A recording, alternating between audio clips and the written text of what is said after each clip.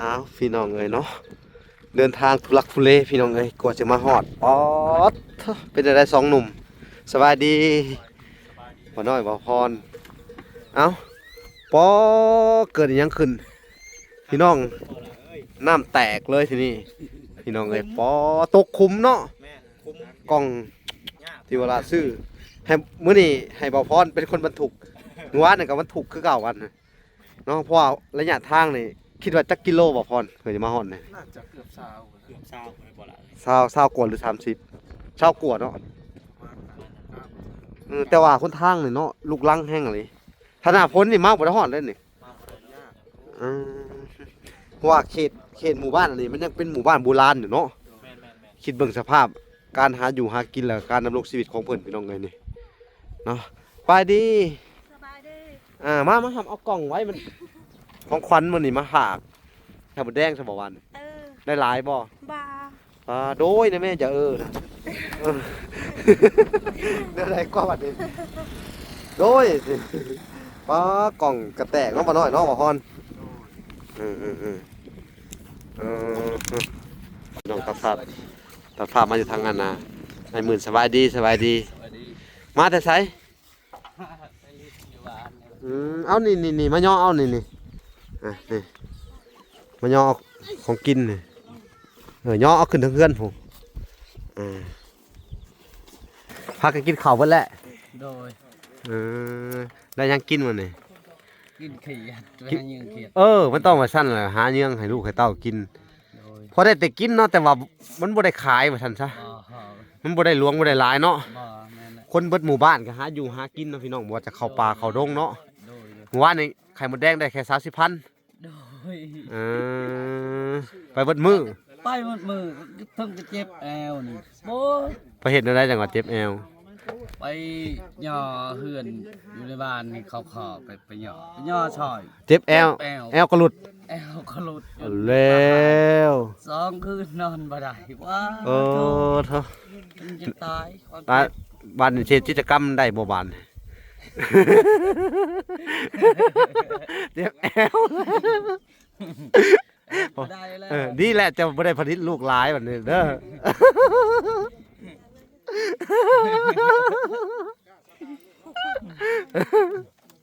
เนาะเออ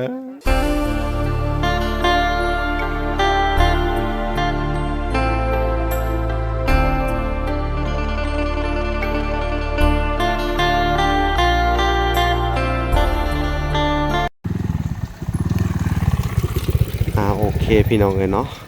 กับสบายดีพ่อแม่พี่น้องเนาะเบิดสู่ผู้สู่คนพี่น้องเอ้ยเนาะกันยินดีเข้าสู่ช่อง YouTube เบาละสายบุญคุณธรรมคือเก่าพี่น้องเอ้ยเช่นเก่าเช่นเคยพี่น้องทักทายสบายดี FC ทางฝั่งไทยและ FC ทางฝั่งลาวและ FC ที่ต่างประเทศนำเด้อพี่น้องเอ้ยที่รับชมเบาละอยู่พี่น้องเอ้ยเนาะมื้อนี้เบาละก็สิได้เข้าไปเฮ็ดภารกิจเนาะซื้อข้าวของไปให้ทางครอบครัวไอ้หมื่นเนาะหรือว่าครอบครัวคนที่ทุกข์ยากที่สุดในโลกพี่น้องเอ้ยเนาะแล้วทางวละก็สิเข้ามาสั่งอันดับแรกก็จะเอาไข่ก่อนพี่น้องเลย2 แผงเอาไข่ให้แน่ มาขายกันเด้อ 2 แผงอันน่ะมี2 แก๊สมีเด้อเอามีตัวราคานะฮะก็ได้เด้ตัว70ฮะเอาจักแก๊สอันนึง เอา2แก๊ส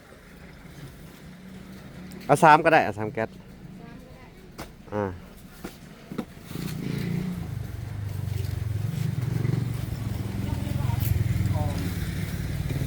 แก๊สนี่น้องเอ้ยแล้วก็ ไข่แต่หนึงเนาะ ไข่แตะ1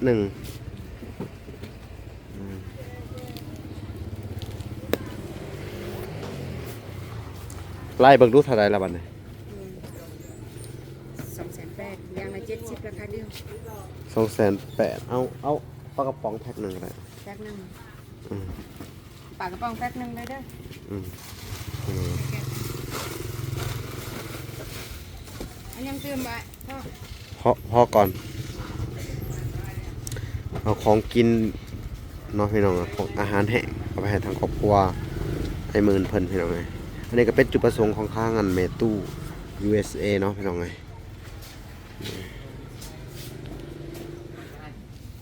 ทั้งเบิดเท่าไหร่เนาะ ให้เรื่องอะไร ให้เป็นไรบางก่อนพี่น้อง ทำปลาตัวทึบเนาะ โดย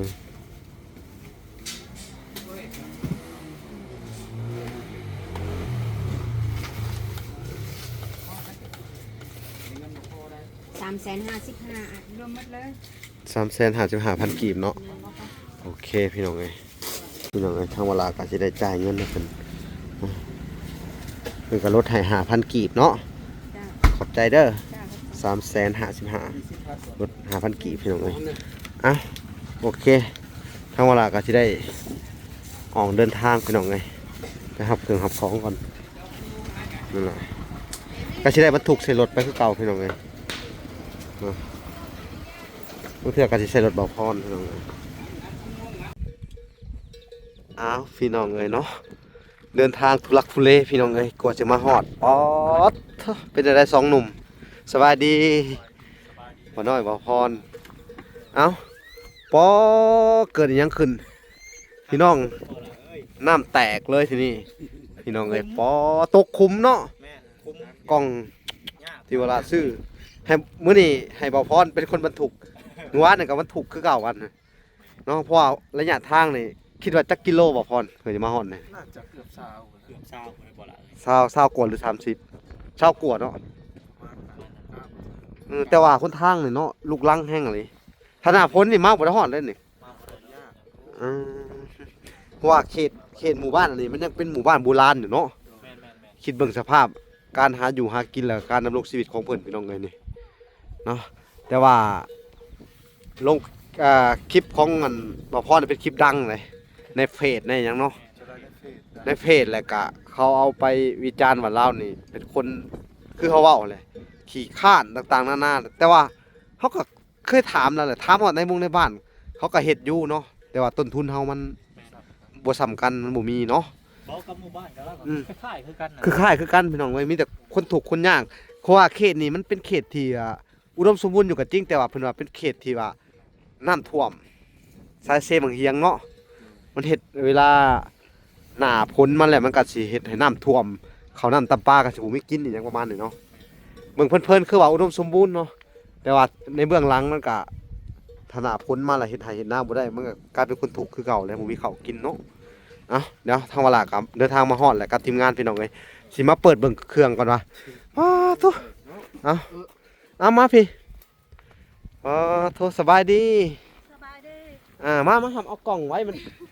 ของขวัญมื้อนี้มาฝากเห็นนั่นน้องๆเมื่อวานนี่เวลาเอามาม่าให้พี่น้องเอ้ยพากันกินเมื่อวานนี่ไปหาเหย่ไข่มดแดงซะบ่วันได้หลายบ่ บา โดยนะแม่จะนะเดี๋ยวอะไรกว่าบัดนี้โดยสิกล่องกระแตกเนาะบ่น้อยเนาะบ่ฮอน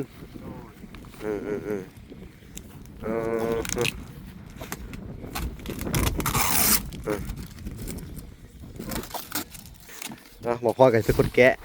โอ้จักพ้องแล้วบ่พร มันหลุดลงนี้ โอ้อันนี้กระดาษมันขาดเนาะนี่ ว่าเราทำเป็นเราอันลูกตะแคงที เราบอลลูกตะแคงให้ สิโอเค แตกไปอยู่ประมาณ3พองเนาะ1 2 3 4พองเนาะโอ้ เดี๋ยวนี้มันย้อนเนาะ มันย้อนมันบกกึ่งกลางอยู่นี่เนาะนี่แต่กึ่งกลางอันนี้ก็แล้ว เอาไปเห็นอะไร แม่น โทษ4พองเยิ้มเลยพี่น้องเอ้ยนี่กลัวจะมาฮอดเอามาเอาออกเลยมาหับเอาเลยเดี๋ยวสิมอบให้เพิ่นเลยโดย ปงลงก่อนลูก ปงลูกแล้วก่อน เจ้าละ แม่นเมื่อแหละนี่ของเจ้าเมื่อแหละนี่ป๋อมีไข่กระแตกนั่นแน่พี่น้องเลย เส้นของพลัง นี่ปลากระป๋องโอ้ยมื้อหน้าสิบ่เฮ็ดแบบนี้นะพี่น้องสิจัดเรียงให้ดีถ้าเป็นไข่เนาะอ๋อเท่าสิได้ระบาดเนี่ยโอ้ยพี่น้องเอ้ยขอโทษขออภัยนำลำบากอะไรมันเฮาใส่รถจักรเนาะมันบ่มีรถใหญ่คือเพิ่นก็เลย ยากแน่พี่น้องเอ้ยลำบากอ๋อถิ่มไปซื่อ หน่วย ประมาณ4พ้อง4หน่วยนี่พี่น้องเอ้ยมันเป็นหยังเนาะมันห้วนเออเอาวันนี้พัวไปใช้ละบัดนี่ มาบ้าน เมื่อบ้านได้อีก นี่บ้าน โอ้เมื่อในบ้านนี่ เออ โอ้ไปหาแม่สิบอก เออ โดยเจ้าละว่าพี่แต่ก็พี่น้องเลยนั่นได้กว่าบาทนี่มีแต่ภาษานะว่าเป็นอยู่บ่ภาษาลาวนี่จะว่าภาษายังอยู่สันตนนี่ เราเธอ โอ้เราถึงเนาะโดยกินข้าวกินน้ำแล้วบ่นี่ เออ โดยละว่าเลยแล้วมีแต่อย่างเดียวกินแล้วสิ กินแล้ว ได้ยังกิน กินมุกอาก็กินเคียด เอาเกยกินเขียด กินเขียดเนาะเห็นได้กินมื้อคืนเป็นยังเขียดบ่ลูก2คนได้ลูกไปน้ำพอบ่ เออ ไปน้ำพอเนาะมื้อนี้ก็เด้ออันนี้หาเป็นอันน่ะจุดประสงค์ของผู้ใหญ่เพิ่นเด้อโอ้นบอีกเนาะนบอ้าวสบายดี สบายดี สบายดีนบอีกเลยเอามื้อนี้ก็เป็นจุดประสงค์ของผู้ใหญ่เพิ่นเด้อได้ให้เวลาได้ซื้อข้าวของไว้เนาะเพราะว่าเพิ่นผากเงินไว้นำเวลาแล้วเพิ่นก็เบิ่งคลิปเมื่อวานนี่สุเจ้าลูกเจ้าบ่มีอาหารกินเนาะเพิ่นก็เลยว่า เดา ให้ซื้ออันมาม่าแน่เพิ่นว่าไข่ปลากระป๋องเนาะอาหารแห้งเด้อให้ครอบครัวสุเจ้าเด้อแต่ว่าเรื่องของไม้ฮะทั้งเวลาได้สั่งแล้วก็สิเอาเข้ามาทีเดียวพร้อมเดียวก็บ่พอนั่นแหละเด้อ เดา เป็นโครงหลังคาเนาะโดยดีใจจะบ่นี่เห็นอาหารกินมื้อนี้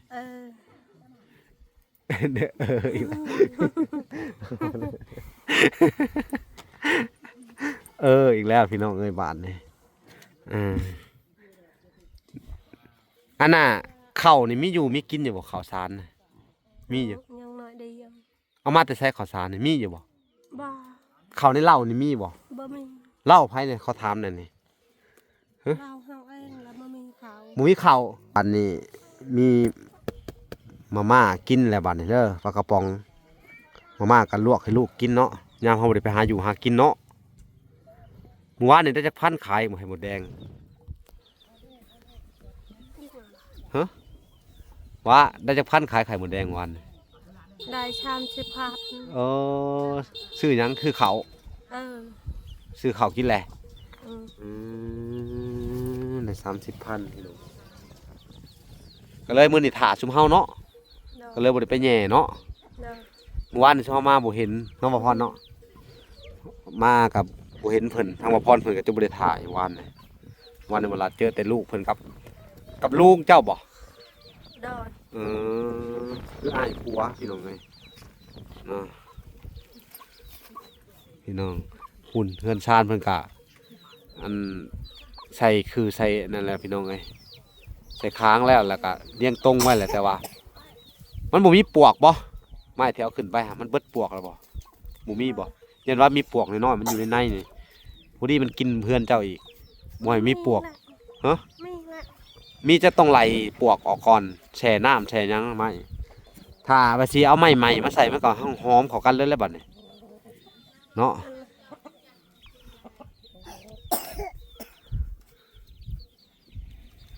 นี่พี่น้อง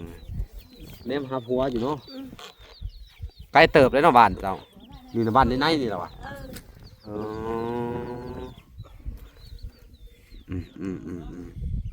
ตัดภาพมาอยู่ทางงานนาในหมื่นสบายดี สวัสดี มาแต่ไส ไปลิฟต์อยู่บ้าน เอานี่มาย่อเอานี่นี่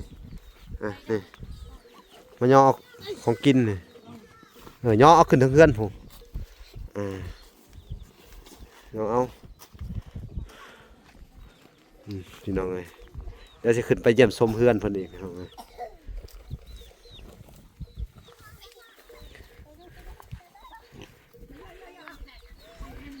มีหมูน้ำนอนอยู่พี่ก็ได้หมูเจ้าบ้านนี่ บ อืม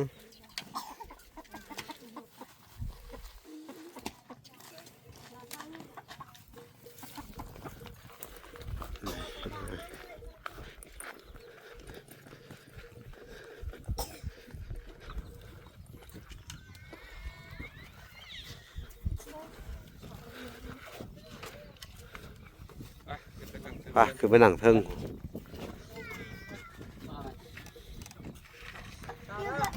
พี่น้องเลย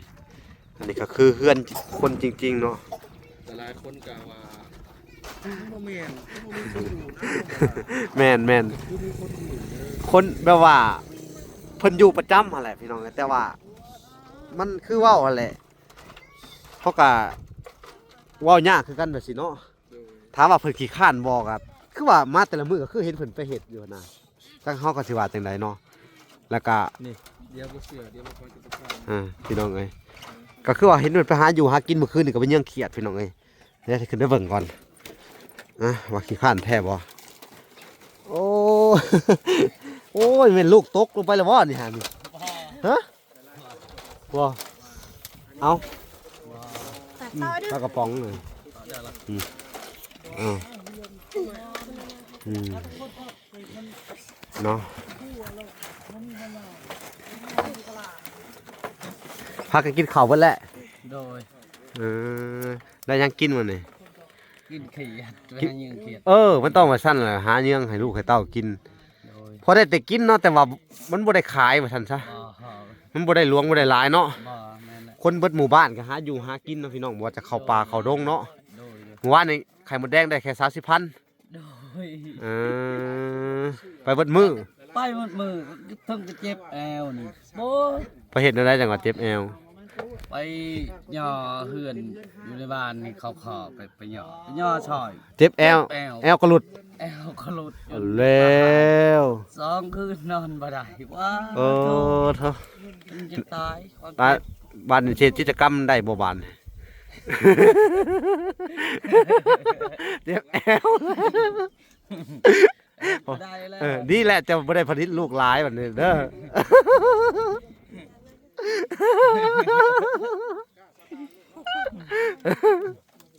เนาะเอาบ่หยอกเด้อ โดย อย่าให้กันพี่น้องเอ้ยมี ให้ดอก อ่า ได้หมื่นพี่น้องเอ้ยบ่หยอกเพิ่น ได้สิหาย โดย แนวหอก มื้อนี้ก็มีอันน่ะเด้อ โดย อาหารแห้งจังซี่แหละเด้อเอามาให้เด้อ โดย อันนี้ก็เป็นเงินของทางอันเมตู้เด้อ โดย USA เด้อ โดย พี่น้องเอ้ยก็เพิ่นบอกทางวลาว่าให้ซื้อข้าวของมาให้ชุมเจ้าเด้อ โดย เป็นของอยู่ของกินเด้อ โดย อาหารแห้งพี่น้องเอ้ยหุ่นลูกเพิ่นก็นบเลย ทุสิทุเด้อทุย่าแม่ตู้เด้อ โดย เอาขอบคุณแม่ตู้เด้อผู้ที่ซื้ออาหารมากินเอานบ นบเด้อนบ เอาเบิดทุกคนเลยเด้อพนมมือขึ้นเด้อ สวัสดี โดยขอบคุณแม่ตู้เอา โดยขอบคุณแม่ตูโดย โดยว่าขอบคุณเพิ่นเด้อ โดย โดย แม่ตู้ผู้ที่เพิ่นซื้อของให้นี่เด้อ โดย โดย เอาทั้งเบิดก็350,000เด้อซื้อของมาให้มื้อนี้เด้อ โดย เอาขอบคุณเพิ่นแหน่ โดย อ่า เอาบ่เป็นว่าโห เว้าโลดซ้ำที่เฮาเว้าได้เอาขอบใจเพิ่นน่ะสิ ขอบใจแม่ตูแม่ตูช่วยเหลือขอบใจ โดย สาธุให้ลำให้รวยให้มันยืน โดยให้เพิ่นอยู่ดีมีแฮงเด้อสิ โดย เอาพี่น้องเอ้ยโอ้นี่น้อยนี่ก็นบเนาะโดยเพิ่นก็ขอบคุณบ่เก่งพี่น้องเอ้ยเนาะ โดย ก็ยังเว้าลาวบ่คักปานใดแน่เนาะทั้งลูกทั้งเต้าก็เว้าบ่เป็นเนาะ เอาบ่เป็น เว้าลาวก็เว้าลาวเป็นอยู่บ่เงียบกริบพี่น้องบ่มีสัญญาณที่ท่านเอิ้นเนาะพี่น้องเอ้ยก็คือมื้อนี้ก็ทางเวลาได้สั่งไปแล้วเด้อใหม่เด้อ โดย ก็มีแต่เตรียมเฮ็ดแล้วเด้อ โดย เจ้าก็เฮ็ดเป็นเองได้นี่ ก็เฮ็ดกับคอน้ำบ้านนี่แหละคอพี่น้องกันนี่แหละ เออ เฮ็ดช่อย โดย เฮาเฮ็ดเองก็บ่เป็นคือกันล่ะ อื ก็ ม ไปคออ้ายคออยู่บ้านน่ะ อ่า มันก็เฮ็ดช่อย มันก็เฮ็ดซอยเนาะ โดย โดยเอ้ามีแต่ว่าพอได้ไม้มาอีก2-3มื้อเนาะ โดย เอามาส่งแล้วก็พากันเฮ็ดเนาะ โดย เฮ็ด มันนี่แหละครับเป็นห่วงเรื่องไม้เจ้านี่บ่ได้เคาะปวกเคาะหยังออกบ่ยังมันมีปวกค้างอยู่ บ่ แต่ว่ามันบ่มีมันบ่ มันบ่มี เออโอ ไม่ส่วนไรมันสิหักมันเก่าแล้ว เออไม้เก่าเจ้าแหละ เวลาเขาเหยียบมันดันปัก เอออืมโดยเออเอ้ามีแต่ว่าสู้ๆเด้อ โดย มีกำลังใจขึ้นมาแล้วบ่บัดนี้ ดีใจเลย ดีใจบ่ ดีใจหมู่ช่วยดีใจเขา มิ ก็ดีใจ ดีใจหลายบ่ โดย อื มัน ม 50เขาดีใจ ดีใจเนาะ โดย แต่ก่อนนี่เบิดกำลังใจบ่บ่มีกำลังใจเลย บ่มีกำลังใจ มิ บ่มีแนวสิเฮ็ด เห็นแต่นอนอยู่นี่นอนคึด นอ บ่ นนี่แหละนอนคึดมีแต่คึด คึ เงิ ด นก็บ่มีเช็ดอะไรก็บ่มีจักสิเฮ็ดแบบใด อืมคึดนี่คึดเศษเฮือนบ่หรือคึ คึ ด ดจะเฮ็ดเทือนละมันบ่มี เอ บ่มีเงิน อ บ่มีต้นทุนไหน หักคึดอยู่เนาะ หักคึดจักใด เอ จนจักใดนี่ใจจะขาดละหัก เออ วันบ่ได้ โด บ่ ย ได้ โดย เขา โดย บ่มีเงินเวลามันบ่ได้ เนาะ โดย อืมโดย อันนี้ โด ก็ ย ดีใจเลยทางเจ้าเราช่วยคอยก็ดีใจ โดยเป็นเงินน่ะเด้อเรื่องของไม้ครับเป็นเงินของทางอ้ายเพิ่นเด้อ โดย แต่ว่าเพิ่นบ่ประสงค์ออกนามเนาะแต่ว่าเพิ่นอยู่ทางอันUSA อยู่ทางอเมริกาเด้อ โดย เพิ่นก็ซอยซุมเจ้ามาอยู่200เนาะ โดย ที่เป็นเงินก็มันสิถึกอยู่4ล้าน2แสนเนาะ โดย 4ล้าน2แสนบ่ล่ะกะสิอัน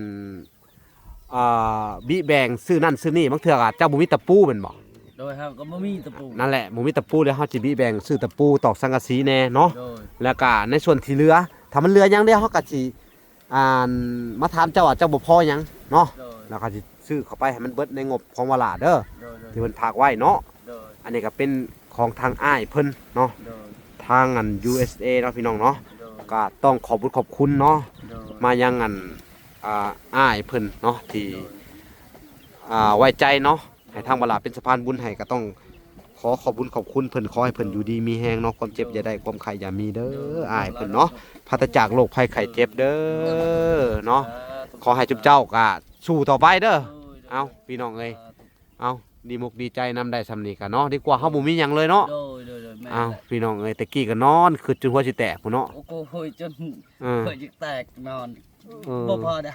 มันคือจิกได้บ่พอได้ โดยเจ้าก็คิดคือกันบ่ โดย คิดแนวใดเจ้าก็ได้ มันคือเยอะได้แล้วก็มันบ่ได้ มันบ่ได้เนาะ โดย บัดนี้พ่ออันเห็นเฮาเข้ามาแล้วก็ดีใจอยู่ ดี ดี ใจ ใจ ดีใจหลายเนาะ โด โด ย ย อืมลูกเจ้าได้สดีใจอยู่ว่าถามดูถามเป็นภาษาถึงเจ้าดู มันเลยดีใจแล้ว อืม ดีใจเด้อ พอผมเป็นเลยเนาะภาษาลาวเนาะ โอ้โห อันนี้ก็หัดเว้าภาษาลาวเนี่ยมีแต่นบตัวเดียวพี่น้องเอ้ยนี่จักปีแล้วนี่ ประมาณ3 ปี อืม ปีได้ 3 ปีปลายเนาะ โดย เอาบางคนเขาก็ว่า อันเฮานี่ขออนุญาตนำเนาะ โดย อันน่ะเพิ่นว่า โอ้ยเก่งแต่ผลิตลูกเพิ่นว่า แม่นเนาะ แม่หลอด แม่นเนาะ แม่ บ่เถียงเขาเนาะตอนนี้ บ่ได้ บัดนี้เจ็บแอวเนี่ยผลิตบ่ได้เด้อบัดนี้เนาะ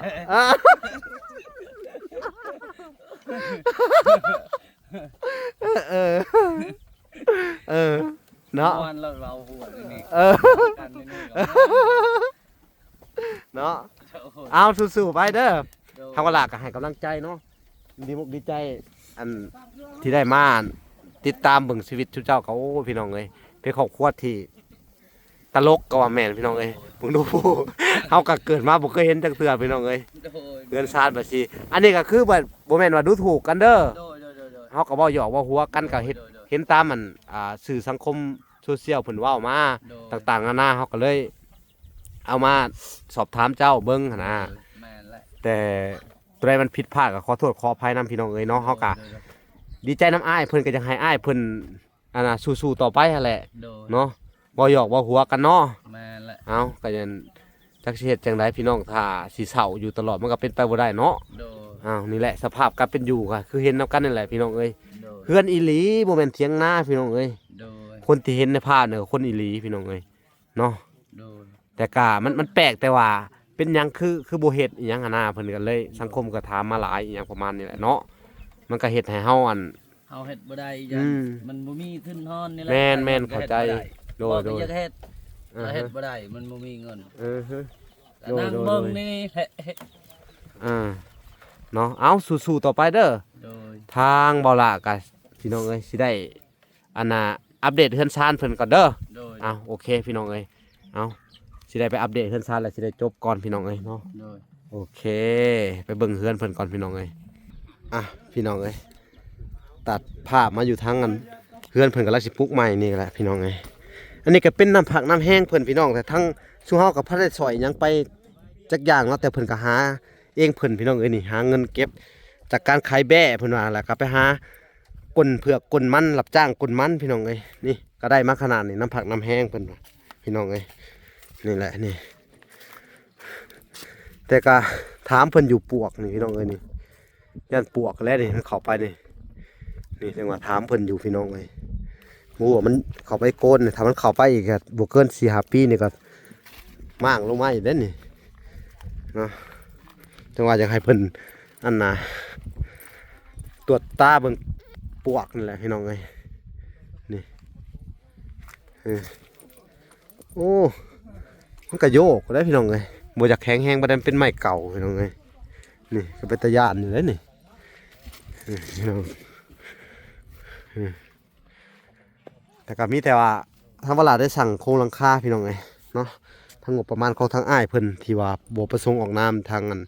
USA พี่น้องเอ้ยเนาะมีแต่ได้เป็นคือค้างแต่ในส่วนที่เหลือทางเวลาก็สิซื้อเป็นตะปูบอหรือว่าแนวใดที่มันขาดเหลือเนาะพี่น้องเอ้ยคุณบริเวณหอบเพื่อนเพิ่นพี่น้องเอ้ยอันนั้นก็เป็นอีกเพื่อนคนหนึ่งนะพี่น้องเอ้ยเพื่อนคนที่แบบมาอยู่นี่แหละโมเมนต์ว่าเที่ยงหน้าได้พี่น้องเลยเป็นหมู่บ้านแท้ๆได้พี่น้องเอ้ยเนาะแล้วก็สิเป็นเนี่ยนี่มันเป็นถนนเนาะพี่น้องเอ้ยถนนที่อันน่ะทางเข้าบ้านนี่เดี๋ยวสิรีวิวให้เบิ่งพี่น้องนี่อันนี้ก็เพื่อนคนพี่น้องเอ้ยเหมือนเที่ยงหน้านี่สภาพแต่ว่าเจ้าของเพิ่นบ่อยู่เนาะเพิ่นก็นึ่งข้าวนึ่งน้ำอยู่เทั้งเฮือนพุ่นแหละพี่น้องเอ้ยเห็นบ่นี่มันเป็นถนนพี่น้องเอ้ยนี่แหละทางสัญจรเข้าหมู่บ้านเนาะนี่อันนั้นก็เป็นอีกเฮือนหนึงพี่น้องที่เอาเพิ่นมาอยู่เพิ่นอยู่ในนี่แหละพี่น้องเป็นหมู่บ้านนี่แหละนั่นน่ะทางเข้าไปหมู่บ้านน่ะเมทาวไทยก็จะอยู่พุ่นแหละพี่น้องเอ้ยแล้วก็บริเวณหอบๆนี่ก็สิเป็นโรงเรียนพี่น้องเอ้ยแต่ว่าโรงเรียนเท่านี้ค่อนข้างจะอันน่ะเพิ่นก็เปิดบ่ปกติพี่น้องเพราะว่าครูเพิ่นสิเดินทางมาจากตัวเมืองน่ะเนาะเพิ่นเที่ยวเอาก็เพิ่นสิได้มาฮอดนี่ก็โอ้ใช้เวลาอันหลายชั่วโมงเนาะก่อนจะมาสอนนักเรียนได้พี่น้องนี่ก็เป็นโรงเรียนเนาะพี่น้องเนาะจะสู้เหมือนทุกคนเบิ่งมันมีโรงอาหารมีทางแท่งน้ำโรงบาดาลเดี๋ยวให้ซูมให้เบิ่งนะพี่น้องเนาะอันนี้ก็เป็นโรงอาหารนักเรียนนี่โครงการอาหารเที่ยงเพิ่นนะพี่น้องนี่แท่งน้ำนี่แท่งน้ำของโรงเรียนพี่น้องเลยนี่เลยเดี๋ยวที่ซุ่มหมู่บ้านอันนี้ให้เบิ่งตามสายทางของนี่ซึ่งนี่สิเป็นอันน่ะเพื่อนของแม่เฒ่าไทยเนาะนี่นำถนนนี่เดี๋ยวสิซุ่มเบิ่งพุ่นหลังคาเนาะหลังคาหมู่บ้านคนนั่นน่ะนั่นแหละวิดป่าตัวนี้ไปนั่นหนึ่งก็เป็นหมู่บ้านที่อยู่กับเป็นกระจุกเลยนะพี่น้องเอ้าโอเคพี่น้องเลยนี่พี่น้องเลยอันนี้ก็เป็นทางอันอ้ายเพิ่นเมื่อวานนี่มาเอาลูกเอาหลานสบายดีอ้ายโดยมื้อนี้ก็มาแล้วเขามานำเอาโดยแล้วก็เขาว่าวานนี้เขามานำสิมาเฮ็ดเฮือนนี่สิมาเฮ็ดซอยน้องโอ้ดีมีหยังแหน่สิเฮ็ดต่อไปมันนี่บ่มีใหม่นี่ยังถ่าขึ้นว่าชัวจะเอามาถ้าคิดว่าต้องอายามาโอ้มีแต่ชัวสั่งไว้แล้วแหละก็เขาบอกว่ารอไปอีก 2-3 มื้อเด้อโอเคสู้ๆตั้งใจเอาโอเคอ้าวพี่น้องเลยมีแต่ว่าทางเวลาได้ไม่ได้ยังกะสิอันน่ะนำเข้ามาให้ชุมเจ้าเด้ออดเอาก่อนเนาะใจเย็นๆก่อนเนาะ